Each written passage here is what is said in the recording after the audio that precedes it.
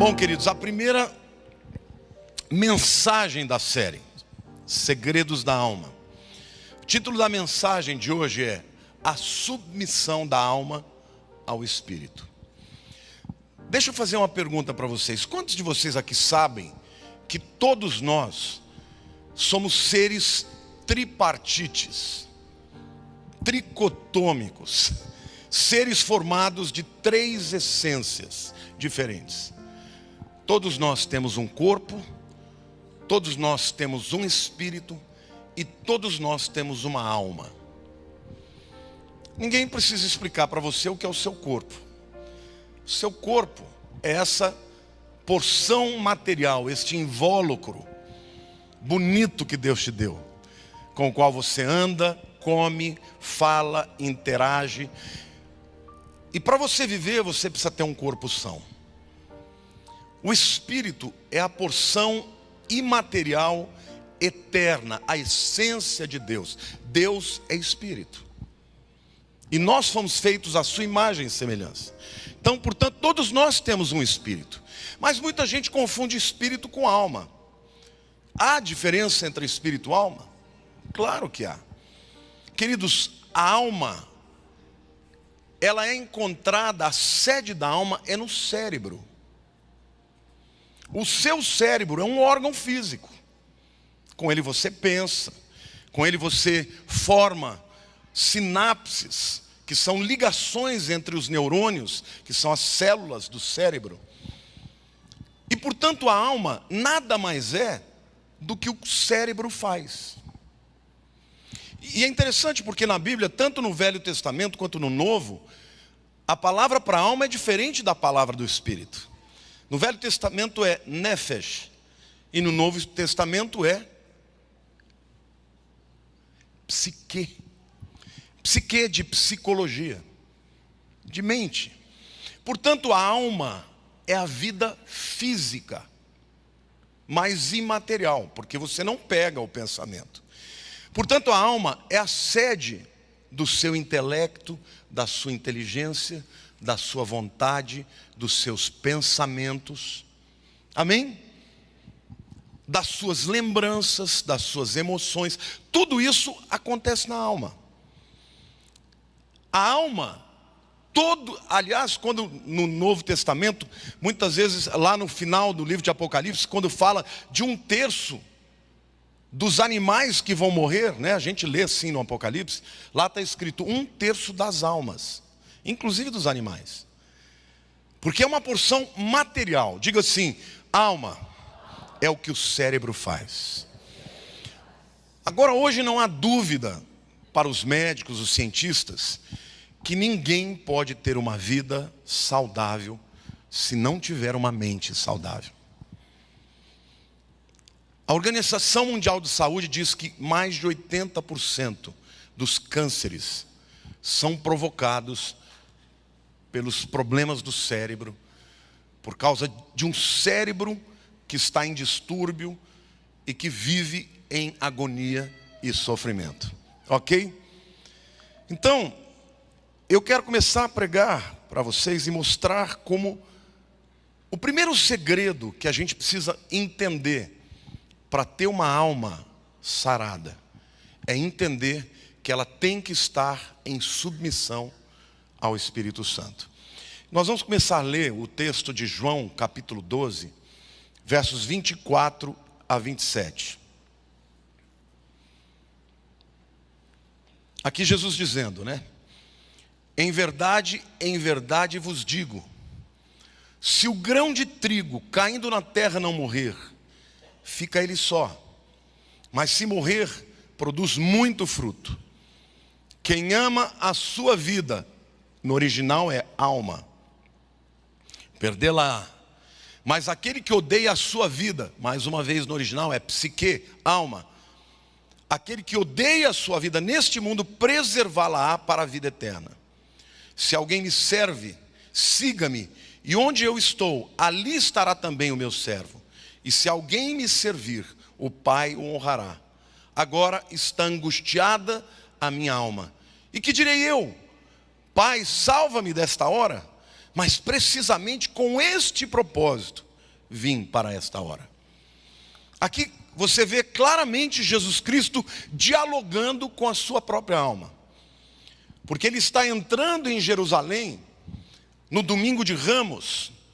Quando ele entra em Jerusalém, a multidão começa a aclamá-lo. Bendito o que vem, o filho de Davi, Hosana. Literalmente, os judeus estavam com os ramos, né? Esse é o domingo de Ramos, dizendo: olha aí o Messias, ele está entrando em Jerusalém. Então era como se a alma dele tivesse falando com ele: mas eu não posso morrer, eles me querem como rei, eles me querem como Messias. Isso era a alma dele.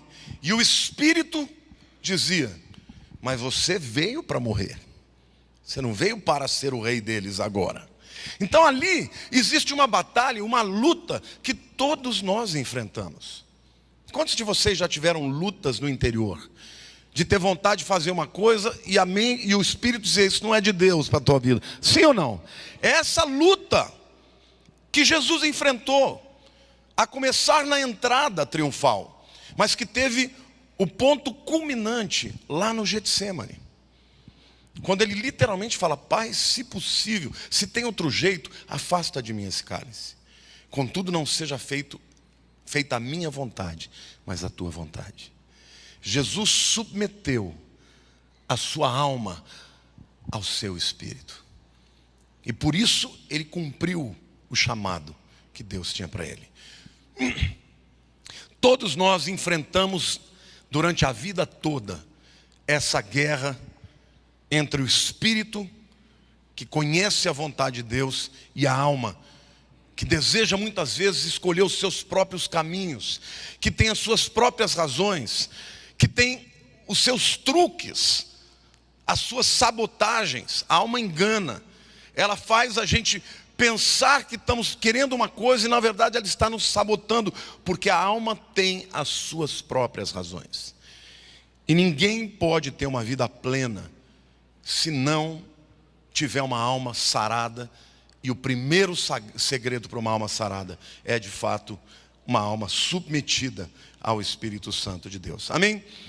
Eu quero mostrar aqui hoje, neste tema, nesta mensagem, 3 verdades muito importantes que precisamos conhecer sobre a relação da alma com o corpo e também com o Espírito. Em primeiro lugar, Deus, quando o indivíduo aceita a Cristo, Ele dá o Espírito Santo para todos nós. E este Espírito Santo influencia a nossa mente, a nossa alma, aquilo que nós pensamos, acreditamos e decidimos. Amém? 1 Coríntios capítulo 15, versículo 45 diz o seguinte: pois assim está escrito: o primeiro homem, Adão, foi feito alma vivente, ou mente vivente. O último Adão, porém, é espírito vivificante. Aqui Paulo está dizendo o seguinte: que Adão, o primeiro homem, ele recebeu de Deus essa porção de vida e uma mente. Mas o segundo Adão, que é Jesus, ele não recebeu a vida de ninguém. Ao contrário, é ele quem dá a vida. Então, Paulo deixa claro que quando você recebe o Espírito de Deus, você recebe a porção de Deus, a essência de Deus, a pessoa de Deus na sua vida, e é Ele quem vai fazer o trabalho de restaurar o que o pecado destruiu. Porque o que aconteceu com o ser humano, no momento em que ele rompe com Deus, ele deixa de ter a segurança. Ele passou a conhecer sentimentos e emoções que até então ele não conhecia. Medo, dúvida, culpa, raiva, ira, ódio.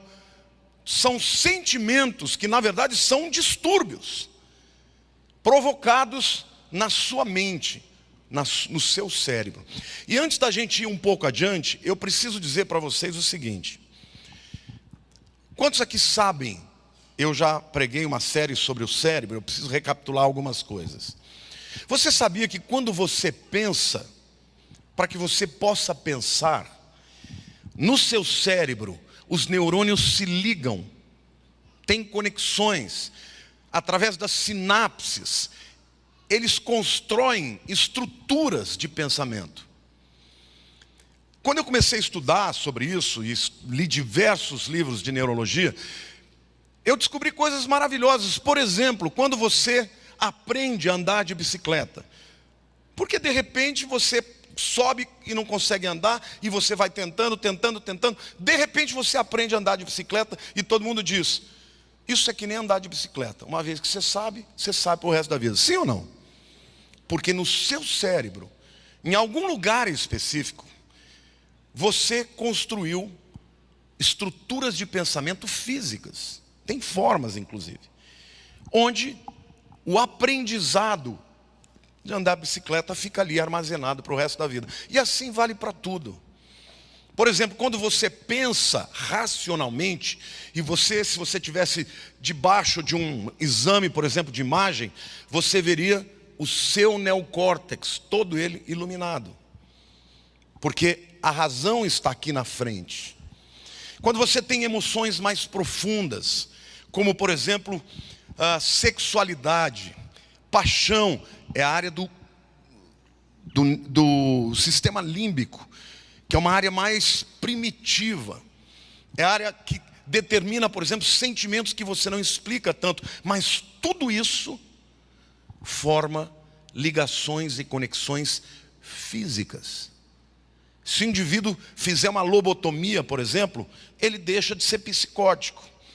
Existem tratamentos para o indivíduo que é psicótico. Quem é o psicótico? O psicótico é aquele indivíduo que faz as piores barbaridades sem ter nenhuma culpa.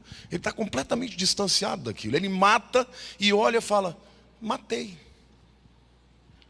E hoje, na França, por exemplo, você tem tratamento em que você faz uma lobotomia, corta uma determinada área do cérebro, o indivíduo tem um pequeno rebaixamento intelectual, mas nunca mais tem vontade de matar ninguém. Então, literalmente, a sua alma é o que o seu cérebro faz. E o que a gente percebe é que muitas vezes nós somos dominados por ela e não deixamos que o Espírito Santo domine a nossa alma. Então, meu querido, diga para a pessoa do teu lado. Outro dia brincaram no Face, né? Que tem um pastor aí, como é que chamam? Que não pede para ninguém falar o que é.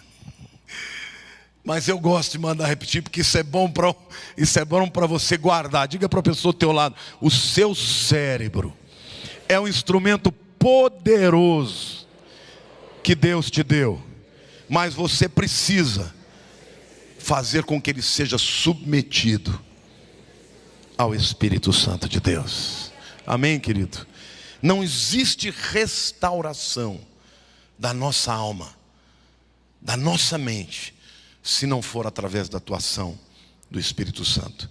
Quanto mais obedecemos à voz do Espírito, menos nos tornamos cativos à nossa mente, aos nossos sentimentos, às nossas emoções. A segunda verdade que eu quero dizer para vocês é que, da mesma forma que o Espírito influencia a todos nós que nos submetemos a Ele, a alma também influencia a si mesma. É por isso que a gente fala com a gente mesmo. Davi dizia, ó minha alma, porque está batida, espere em Deus. O cérebro é o único órgão do nosso corpo que é autoconsciente. Você já viu o estômago falar para ele, para de doer? Ele não faz isso. Quem controla o estômago é a alma, é o cérebro, é a mente.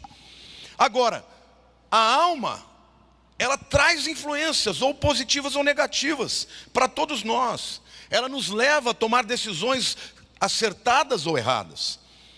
Quando a palavra de Deus diz lá em Provérbios 27, 4, ela diz o seguinte: cruel é o furor, impetuosa a ira, mas quem pode resistir à inveja? Deixa eu fazer uma pergunta aqui. Quantos aqui já ficaram furiosos? Qual a sensação que você tem depois que a fúria passa? Qual é? Quantos sentiram culpa? Remorso? Não é? Mas por que a gente fez então? É o cérebro, é a mente, é a alma que está influenciando as suas decisões. Literalmente, alguma coisa se tornou um gatilho para aquela explosão acontecer.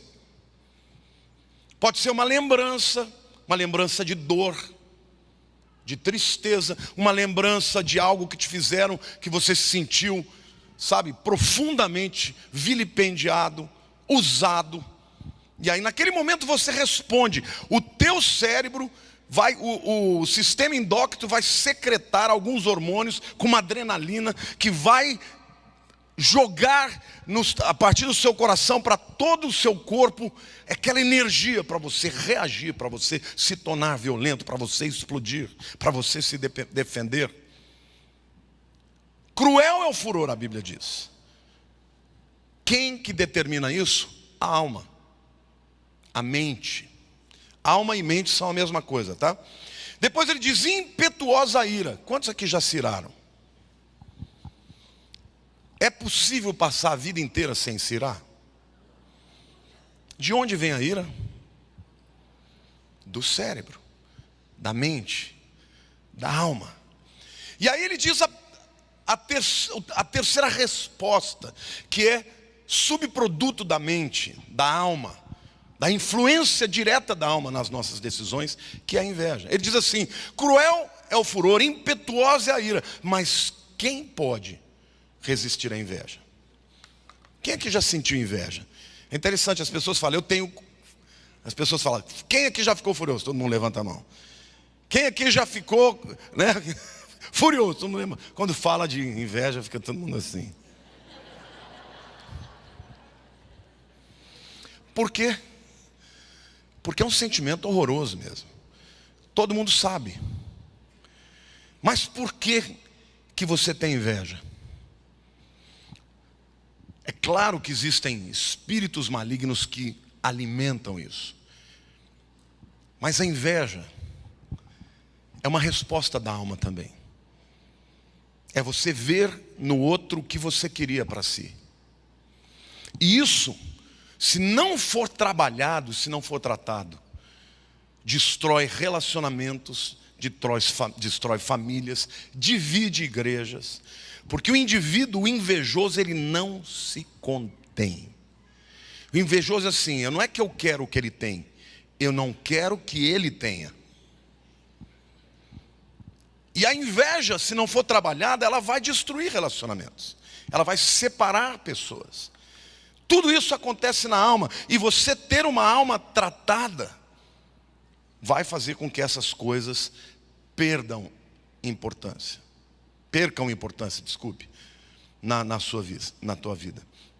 A alma invejosa é capaz de afetar a sua vida e a vida das outras pessoas. Então, meu querido, é muito importante nós sabemos lidar com as nossas emoções.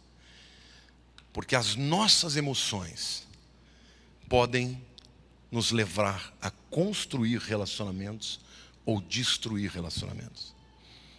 Muitos casamentos acabam porque as pessoas não sabem lidar com as suas emoções. Então, ciúme, inveja, fúria, ira, tudo isso é resultado de uma alma doente que criou uma série de mecanismos, uma série de válvulas de escape, de estruturas na mente que te faz agir daquela maneira. O indivíduo que sente, por exemplo, ciúmes, ele não consegue sentir o amor de Deus, porque o foco dele está no outro. Então, por mais que ele seja, eu trato disso toda hora no consultório. Pessoas que não conseguem ver o que Deus faz para elas, porque tem um sentimento de rejeição, de inferioridade, de desamor, que não fecha, é um rombo que permanece na alma daquela pessoa.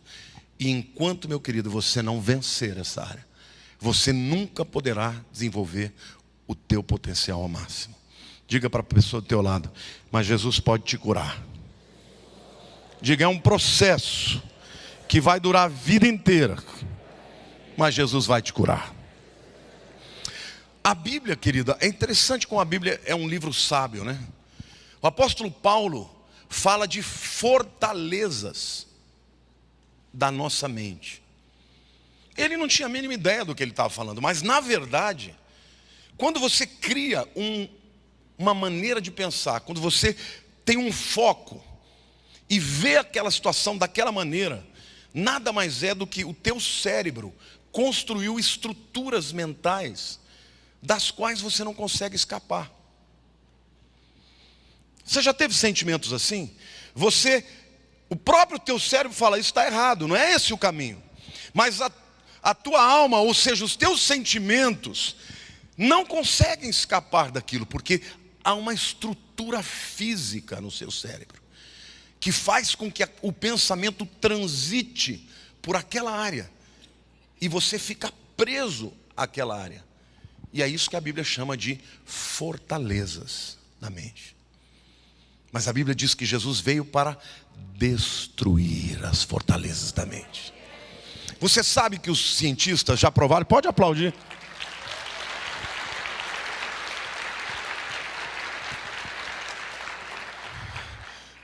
Você sabia que se você para de usar aquela área que você usa há muito tempo, como por exemplo, andar de bicicleta, você nunca vai esquecer. Mas se você ficar 20 anos sem andar de bicicleta, quando você subir na bicicleta, você vai ter uma certa dificuldade, sim ou não? Tocar um instrumento, por exemplo, a pessoa toca piano, ensaiou a vida inteira, para 10 anos de tocar. Quando vai tocar, esbarra, não faz direito. Por quê? Porque os cientistas perceberam que com o tempo, uma estrutura de pensamento que não é usada, ela começa a perder neurônios. As ligações, as sinapses começam a se quebrar. E aí, gradativamente, a pessoa vai perdendo aquela habilidade. Em outras palavras, como você vence uma estrutura mental, uma fortaleza da mente? Buscando a Deus para que o Espírito Santo ajude você a criar outras conexões, outras estruturas de pensamento para lidar com a mesma situação. Eu não fui amado pelo meu pai, não fui amado pela minha mãe, ninguém me ama, ninguém me quer, né? Isso é uma estrutura de pensamento que o inimigo criou na sua mente uma fortaleza. Você começa a ler a palavra e diz, eu sou amado do meu Pai do céu, eu sou escolhido do meu Pai, Ele deu a vida por mim. E aí, na sua mente, você começa a substituir aquela fortaleza por um pensamento que vai passar a nortear a sua vida de uma maneira positiva. Amém? Diga assim, a minha alma pode influenciar as minhas decisões. Querido, você sabe que Satanás conhece muito bem isso? A batalha espiritual de Satanás contra a tua vida se dá na sua mente. Se Satanás conseguir te convencer de algo, ele ganhou a batalha. Foi assim com Adão, com Eva. Deus disse que você, se comer, vai morrer. Mentira, vai nada. Deus está te enganando. E desde então, Satanás luta contra a nossa alma. Porque se ele dominar a nossa alma, se ele conseguir fazer com que nós creiamos nas suas mentiras, ele vai desviar a gente do propósito de Deus. Então, a palavra de Deus lá em 1 Timóteo capítulo 4, versos 1 e 2 diz o seguinte. Aqui o apóstolo Paulo está falando em nome do Espírito Santo. Ele diz assim: ora, o Espírito afirma expressamente que nos últimos tempos alguns apostatarão da fé, por obedecerem a espíritos enganadores e a ensinos de demônios, pela hipocrisia dos que falam mentira e que têm cauterizada a própria consciência. Que me perdoem os teólogos calvinistas, que não querem de jeito nenhum acreditar que alguém pode perder a salvação. Eu não acredito que o apóstolo Paulo falou uma coisa, ainda colocou um adjetivo, né? Na verdade um advérbio, né? Expressamente o Espírito Santo diz que nos últimos dias muitos apostatarão da fé, dando ouvidos a espíritos enganadores e a doutrinas, ensinamentos de demônios. E aí como é que ele faz isso? Ele faz isso pela hipocrisia dos que falam mentiras e têm cauterizada a própria consciência. Deixa eu fazer uma pergunta para vocês. Quantos aqui sabem o que é cauterizar? Cauterizar é literalmente pegar uma ferida aberta e usar o cautério, que naquele tempo era um ferro. Até hoje assim, é um ferro fumegando. E na hora que você toca ali, aquele tecido queima na hora e cicatriza. Mas a área que você foi cauterizado perde totalmente a sensibilidade, simplesmente por uma razão: o tecido morreu. Sim ou não? Faz sentido? Então o que ele está dizendo? Que o processo que o inimigo usa para levar uma pessoa do estado de fé para o estado de incredulidade é começar a usar as mentiras e o engano. E o indivíduo continua acreditando naquilo e cada vez mais a mente dele vai perdendo a sensibilidade. E aí uma hora ele já olha para aquela situação e fala: mas isso não tem nada demais. Declara assim: ser tentado ninguém pode evitar, mas ser cauterizado é uma escolha sua. E a Bíblia diz que o indivíduo sai da fé para o estado de apostasia. A palavra apostasia ainda hoje significa divórcio. Então Paulo está dizendo: olha, alguém aqui já divorciou alguma vez na vida? Dá para divorciar sem estar casado? Quando você namora, fica noivo 12 anos. Enrola a menina 12 anos. Aí chega uma semana antes, você termina com ela e em 3 meses casa com a outra. Eu já vi muita gente experimentar. Mas enquanto não casou, meu querido, não havia aliança. A aliança podia ser desfeita. Para haver divórcio tem que haver casamento. E a Bíblia diz que você pode divorciar de Deus. Você pode abandonar a sua fé em Jesus. E isso acontece num procedimento em que o inimigo vai devagarinho, dominando áreas da sua mente, da sua alma. Até o momento que você chega e fala: quer saber? Isso tudo é uma balela. Eu não creio mais nisso. A mente cauterizou. A culpa pelo pecado já não dói mais. Porque enquanto você tem a culpa, meu querido, do pecado, saiba que isso é um sinal que você está vivo. Amém ou não? Quantos ficam tristes quando pecam? Isso é um sinal que o Espírito Santo está em você. Você ainda está em aliança, que nem marido e mulher. Você brigou com a tua mulher, se você a ama, você fica triste. Eu às vezes, graças a Deus, eu vivo maravilhosamente bem com a Lília. Mas de vez em quando aquelas triscadinhas, né? Falou direito, um está irritado, chegou cansado. E a Lília, ela é malandra pra caramba. Ela sabe como me dobrar. Ela só faz aquele olhinho triste. Aí eu venho chorando: me perdoa. Ela não precisa brigar comigo, ela só fica com o olhinho triste. Aí me destrói, né? Falo: pelo amor de Deus, não me judia de mim, me perdoa, diz que você me ama. É bom demais, até com Deus é assim, querido. Quando a gente fica de mal de Deus, né? Quando a gente acha que Deus não está se importando com a nossa dor, que não está se importando com os nossos sentimentos, a gente esfria com Deus também. Mas assim como é bom demais reconciliar, né? Marido e mulher, quando volta, meu irmão, é bom. Porque aí é barba, bigode, cabelo, né? Aí é aquela delícia, né? Com Deus é assim também, não é? Com Deus é assim, você vai e chora para Ele, se quebranta, sente o amor dEle te envolvendo. E é isso que Deus quer que nós façamos na nossa vida. Que nós saibamos que o esfriamento é um processo de apostasia. O alvo do inimigo na sua vida é dominar a sua alma, a sua mente, para te levar a se apartar definitivamente de Deus. É viver longe dele e não ter saudade, é pecar contra ele e não ficar triste, é deixar de crer que ele é a razão da nossa vida. Satanás sempre vai lutar na nossa alma. A guerra que nós enfrentamos é contra ele, e o campo de batalha sempre vai ser a alma. Então ele vai usar das estruturas erradas que ele criou na sua mente, das falácias, das mentiras que você acreditou, e ele vai fazer com que a tua vida seja dirigida por isso.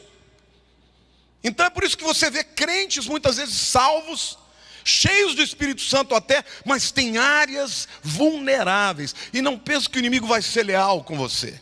Ele não vai lutar contra você na tua área onde você é bom, onde você é forte. Não, ele vai... Aliás, tem um ditado que diz, né?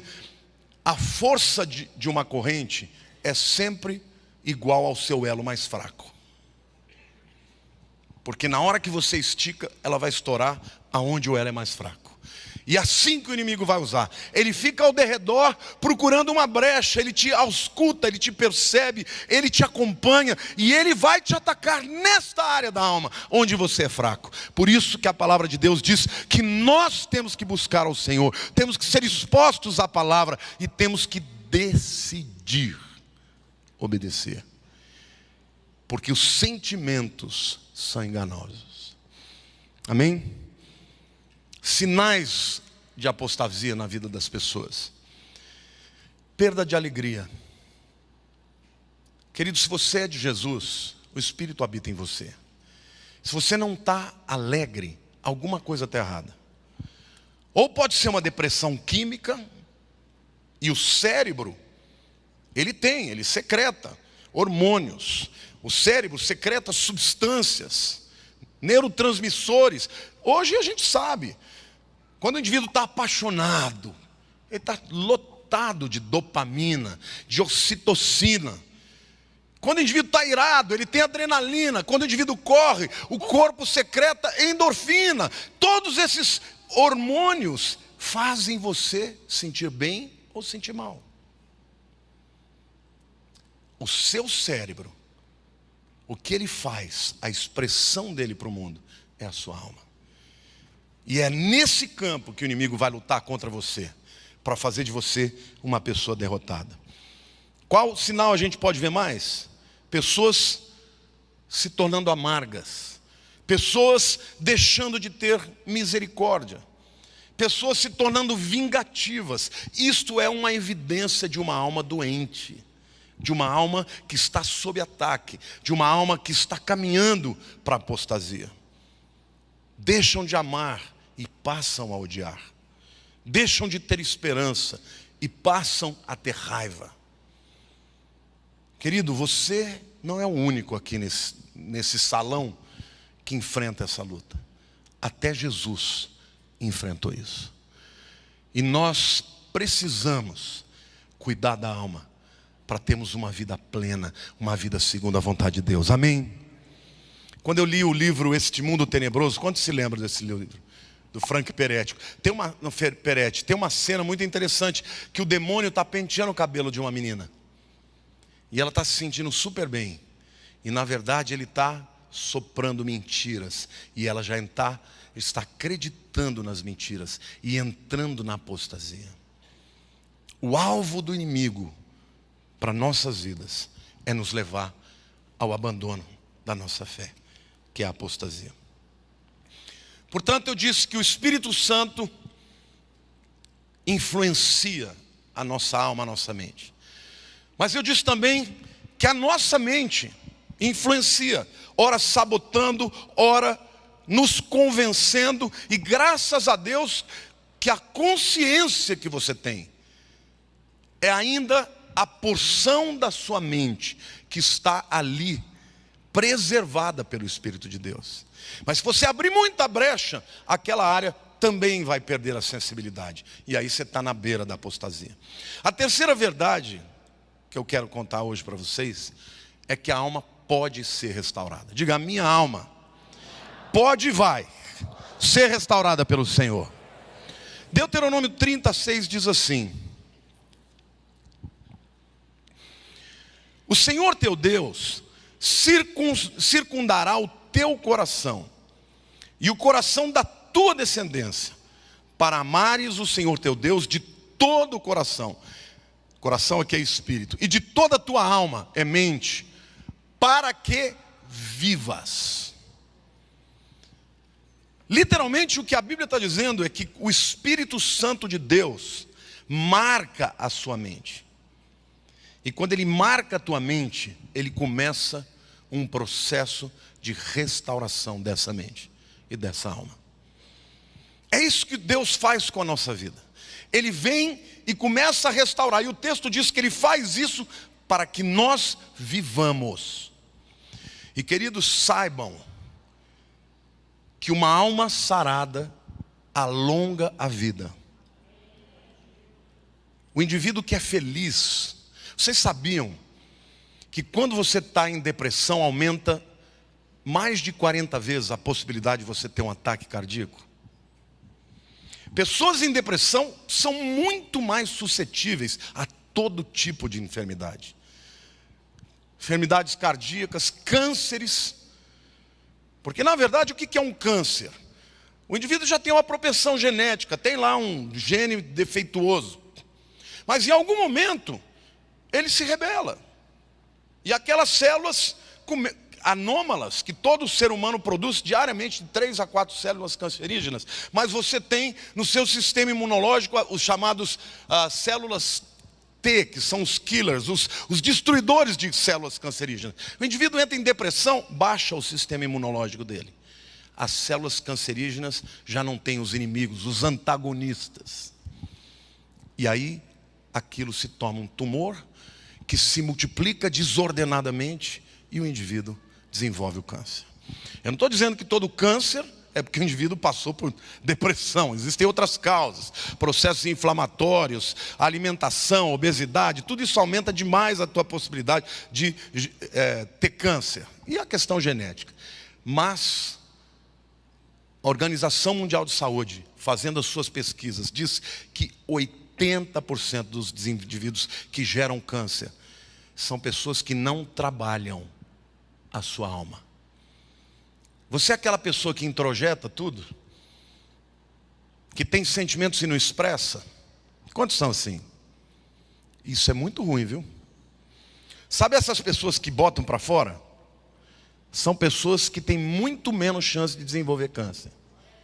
Mas quem internaliza, quem guarda para si, quem fica, sabe, remoendo, essas pessoas têm muito maior tendência. Agora a Bíblia está dizendo literalmente que Deus, Ele circuncidou a sua mente para que você viva. A presença de Deus na sua mente, na sua alma, vai começar a gerar em você alegria, esperança, coragem para vencer essas lutas na sua alma. Amém, queridos? Você não precisa ser destruído por esses pensamentos destrutivos.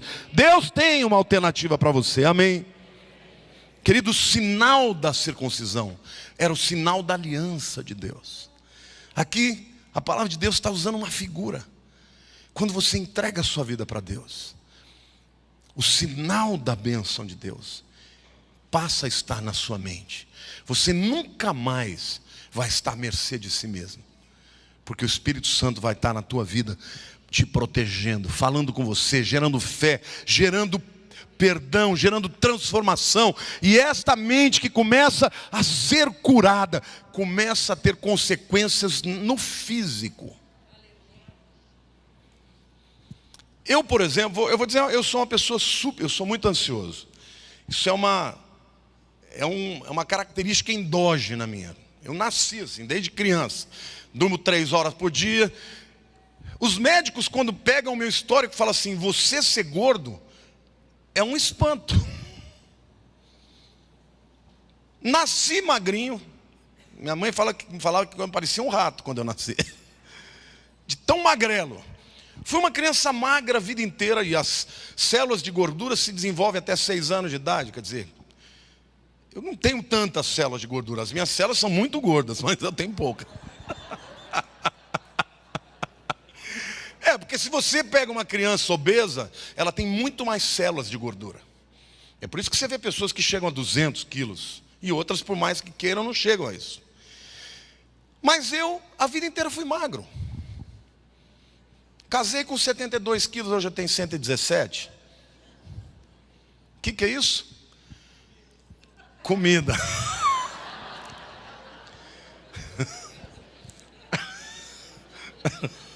Sem dúvida. Tem gente que fala: eu não como nada, eu respiro e engordo 2 quilos. Mentira. Come pra caramba. A alma ansiosa, ela de alguma maneira te leva a buscar compensação. É interessante, quando eu estou viajando, que eu estou de férias, eu falo: Lília, eu não estou nem com fome. Mas quando você volta, entra no estresse da vida, eu quero comer um caminhão, parece que tem um buraco aqui que não sai de jeito nenhum. Cada um, de alguma maneira, procura um escape. Mas tudo isso nada mais é do que uma área da sua alma que precisa ser tratada. E muita gente procura tratar das depressões, das ansiedades só com medicamento. Medicamento não é tudo. Ele pode ajudar e ajuda muito.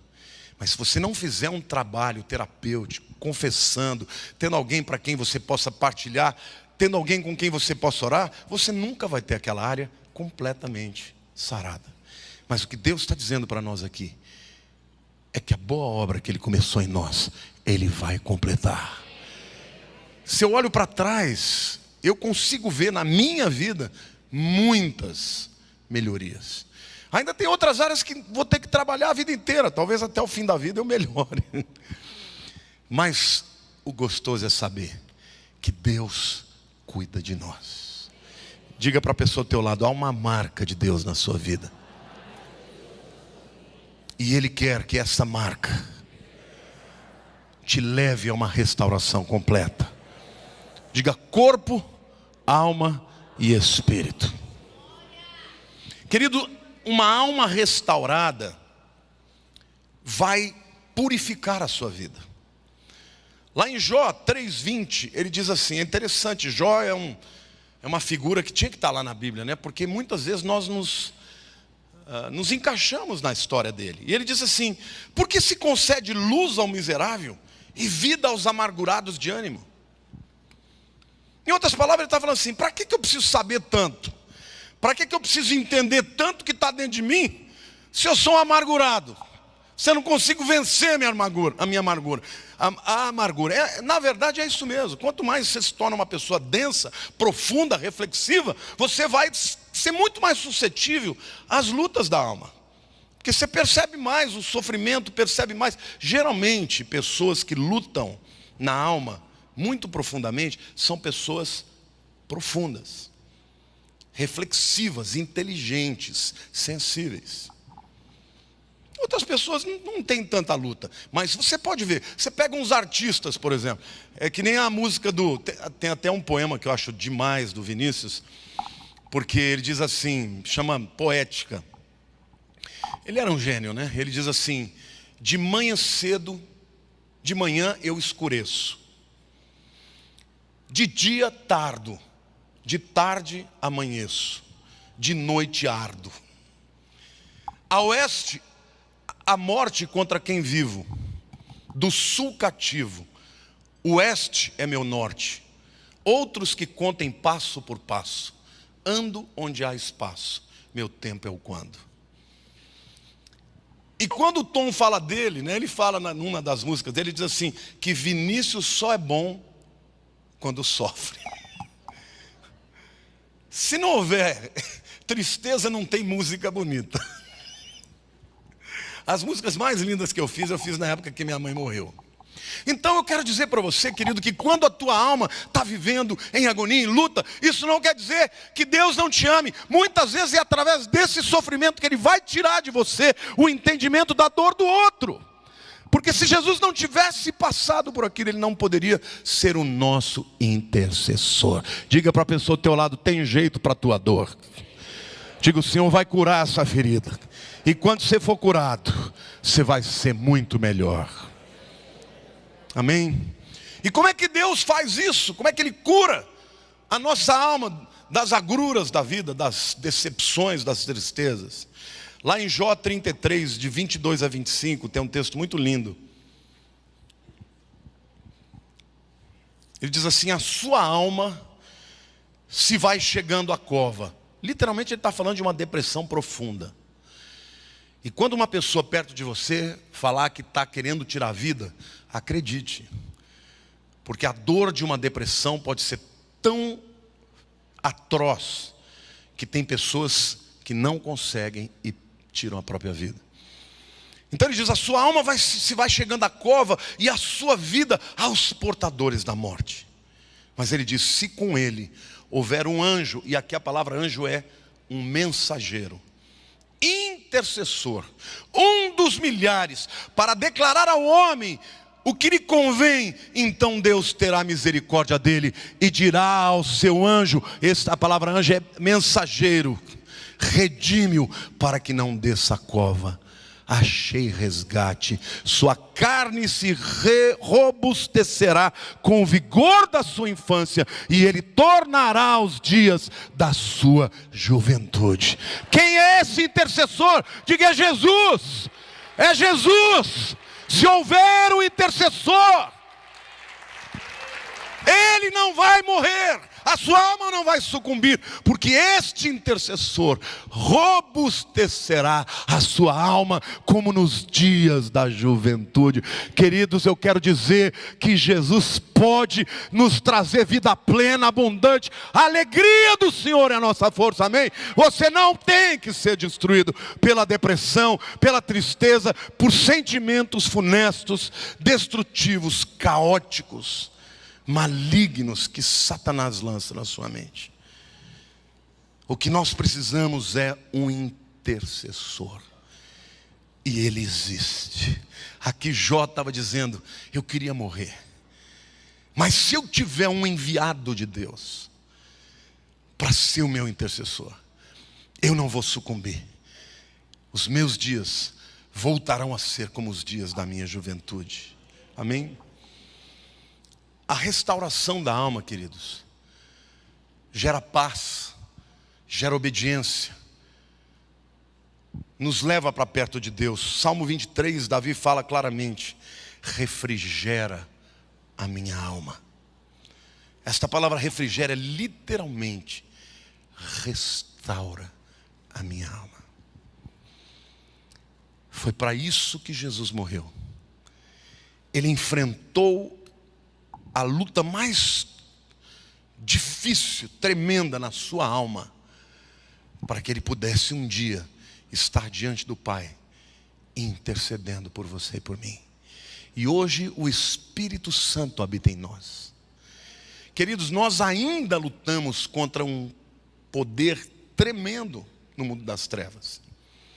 Satanás ainda nos rodeia, procura nos devorar, tenta destruir a nossa mente, a nossa alma, os nossos sentimentos, cria sofismas, mentiras, enganos, para nos levar para longe de Deus. Mas há um intercessor na presença de Deus, e o Espírito do Santo de Deus está dentro de nós, dizendo, você não vai para lá, porque você é meu, você é selado, você é aquele por quem eu morri, e eu vou te levar para morar comigo. Tenha esperança, tenha fé, vai dar certo.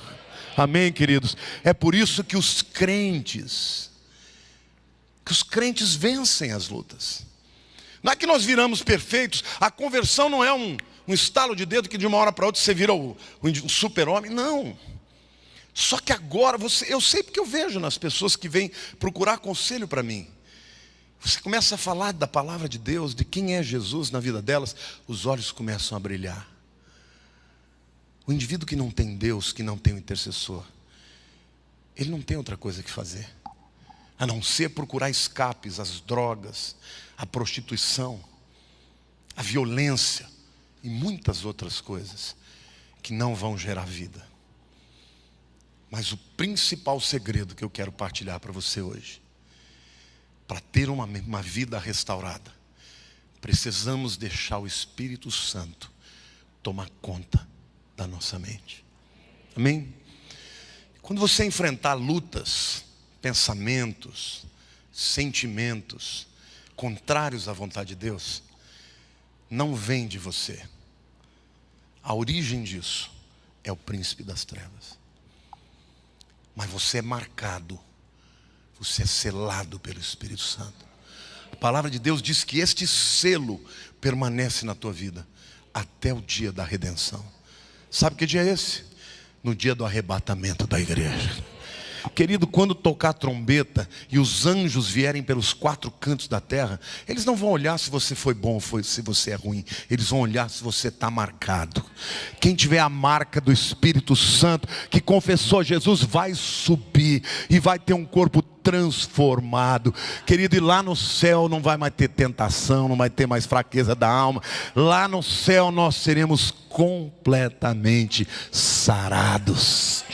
Mas enquanto isso, vamos lutar, vamos perseverar, vamos buscar a presença de Deus, vamos confessar as nossas culpas, vamos dividir o nosso peso.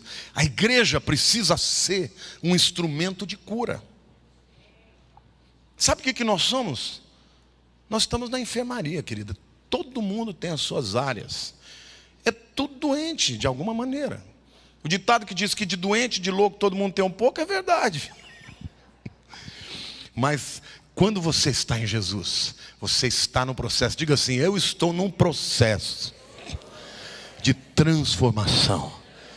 Não sei quanto tempo vai durar, mas de uma coisa eu sei: Deus não desiste de mim. Amém? Você pode aplaudir o Senhor, dizer glória a Deus.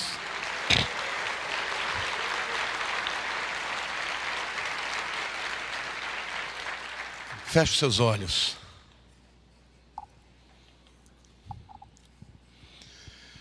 Senhor Deus, que bom saber que o Senhor nos criou, corpo, alma e espírito. É muito importante, Senhor, nós entendemos que a luta contra Satanás sempre se dá no campo da mente. Mas nós te agradecemos, Senhor, porque o Senhor é paciente, é gracioso, cheio de misericórdia, e o Senhor trabalha na nossa vida na velocidade que nós permitimos, e o Senhor trabalha e vai curando. E hoje nós te pedimos, Senhor, que não queremos ser cauterizados. Queremos que o tecido da nossa alma seja vivo. Que saiba discernir exatamente o que é certo e errado. Mesmo quando para nós é difícil acertar, que nós saibamos que o Senhor nos ama e que sempre haverá oportunidade de voltarmos para a tua verdade. Eu quero te pedir, Senhor, que o Senhor venha curar as dores e as enfermidades. Cada um tem a sua história. Satanás provocou rombos na vida de todos, mas Jesus morreu para fechar as feridas. Por isso eu oro, Senhor, eu oro para que cada um aqui, Senhor, antes de mais nada, descubra o amor do Senhor pela sua vida. Porque só o teu amor nos torna plenos, só o teu amor nos dá segurança, só o teu amor aplaca, Senhor, a angústia da alma, o vazio que muitas vezes sentimos. Destrói, Senhor, as fortalezas construídas pelo inimigo, as mentiras, as estratagemas. Senhor, que a gente saiba discernir, meu Deus, quando é a voz do Espírito e quando é a voz do acusador. E levanta os teus filhos, levanta com um testemunho de cura, de restauração, de alegria, de esperança. Põe a mão no teu coração, diga: Senhor meu Deus, eu te agradeço, porque na minha alma há o poder para desistir e para aceitar, para resistir ao inimigo. Eu te agradeço, Senhor, porque eu escolho andar na tua vontade. Eu escolho, Senhor, não ficar olhando para trás, mas olhar para frente. Eu escolho, Senhor, viver cheio do teu Espírito. Por isso, Senhor, toma a minha mente. Espírito Santo, revela-me aonde está o campo de batalha, para que eu possa decidir lutar para a glória do teu nome, em nome de Jesus, amém. Glória a Deus. Por favor, acendam as luzes.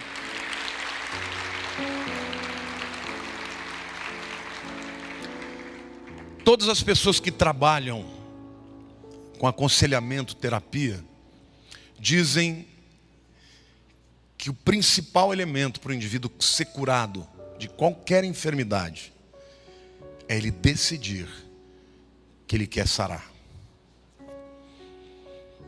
O teu cérebro pode comandar a sua cura, assim como ele pode comandar as enfermidades.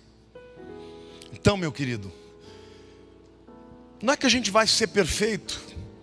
O próprio apóstolo Paulo dizia: esquecendo-me das coisas que para trás ficam e avançando para as que diante de mim estão, prossigo para o alvo, pelo prêmio da soberana vocação de Deus em Cristo Jesus. E ele diz: não que eu já tenha alcançado. Ele tinha consciência, ele não tinha chegado lá. Quantos aqui sabem que tem que melhorar? Não é? Se você ficar achando que você, não, eu nasci assim, pau que nasce torto, morre torto, não, você não vai mudar. Você tem que decidir mudar e tem que saber que Deus te dá o que você necessita. O Espírito está em você, a palavra de Deus está em você, você tem o corpo de Cristo. Agora, lute contra as suas depressões, as suas angústias, as suas dores. Diga: eu não quero ser assim, eu quero ser uma pessoa alegre, cheia de esperança. Eu quero, em nome de Jesus, conquistar os alvos que o Senhor tem para mim, amém? Pessoas assim deixam para trás os limitadores e vão muito mais além.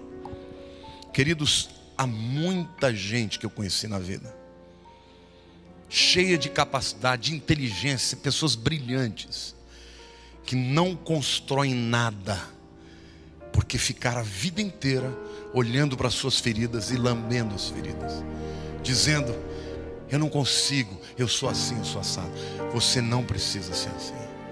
Você pode decidir: eu vou caminhar para a plenitude de Deus na minha vida. Amém?